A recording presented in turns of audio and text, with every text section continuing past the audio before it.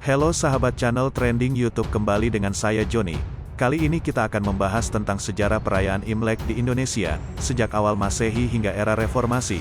Berikut ini pembahasannya sejarah perayaan Imlek di Indonesia, sejak awal Masehi hingga era Reformasi.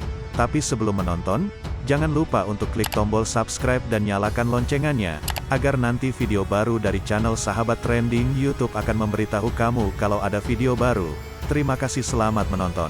Suara.com. Tahukah kamu?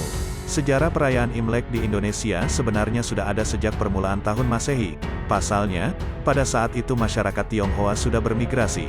Tapi anehnya, istilah perayaan Imlek hanya dipakai oleh orang Tionghoa di Indonesia saja, karena istilah ini tidak dikenal baik di Tiongkok, maupun negara jiran seperti Malaysia dan Singapura. Makin penasaran dengan sejarah perayaan Imlek di Indonesia, kan? Yuk, simak ulasan menarik di bawah ini. Sebelum membahas sejarah Imlek di Indonesia, mari kita mengulik arti Imlek.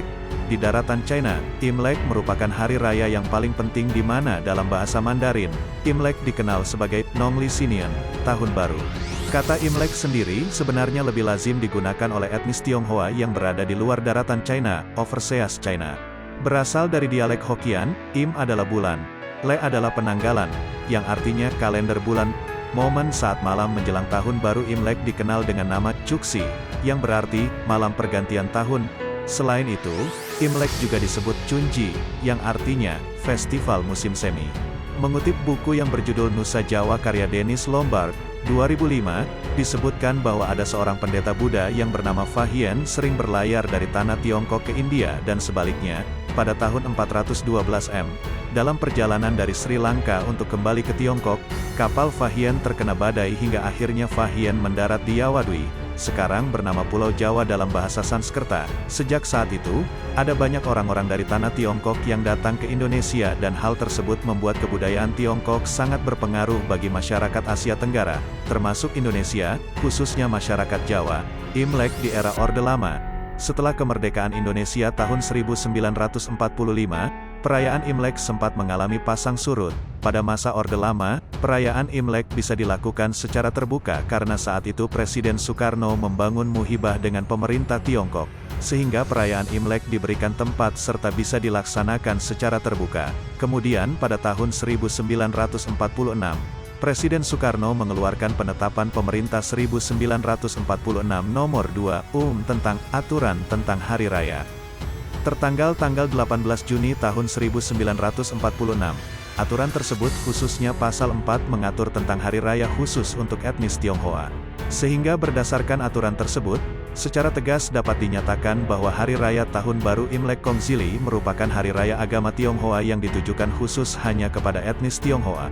Masa kelam perayaan Imlek di era Soeharto, selang tahun-tahun 1968 sampai tahun 1999, perayaan Imlek di Indonesia dilarang untuk diselenggarakan di depan umum, dengan instruksi Presiden nomor 14 tahun 1967. Rezim Orde Baru di bawah pemerintahan Presiden Soeharto melarang hal berbau Tionghoa. Di antaranya adalah Imlek dilarang dirayakan secara terbuka. Warga dilarang memasang atribut berbau warna merah yang jadi identik Imlek di tempat publik. Tak ada gegap gempita perayaan Imlek di penjuru negeri. Hari Raya Imlek yang sebelumnya menjadi hari libur nasional dihapus di era kepemimpinan Soeharto. Bahkan, ritual ibadah pemeluk agama Konghucu juga dibatasi. Hanya boleh dilakukan tertutup dan perorangan. Masa kelam perayaan Imlek di Indonesia itu terjadi selama Soeharto menjabat, yakni hampir 32 tahun. Selama puluhan tahun itu pula, etnis Tionghoa selalu merayakan Imlek dalam suasana penuh duka. Imlek di era Reformasi. Lalu pada tahun 2000, masyarakat Tionghoa di Indonesia mendapatkan kebebasan merayakan Tahun Baru Imlek ketika Presiden Abdurrahman Wahid atau Gus Dur mencabut Inpres nomor 14/1967.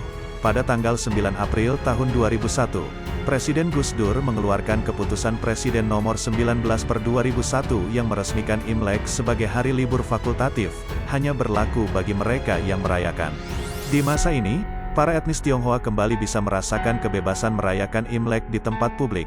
Pada era kepemimpinan Presiden Megawati Soekarno Putri, pada 2003 Megawati kembali menetapkan Hari Raya Imlek sebagai hari libur nasional. Nah, Itu tadi tentang sejarah perayaan Imlek di Indonesia, sejak awal Masehi hingga era Reformasi. Buat sahabat trending YouTube, apa pendapatmu, dan jangan lupa tinggalkan pesanmu di kolom komentar. Terima kasih sudah menonton video ini, salam toleransi.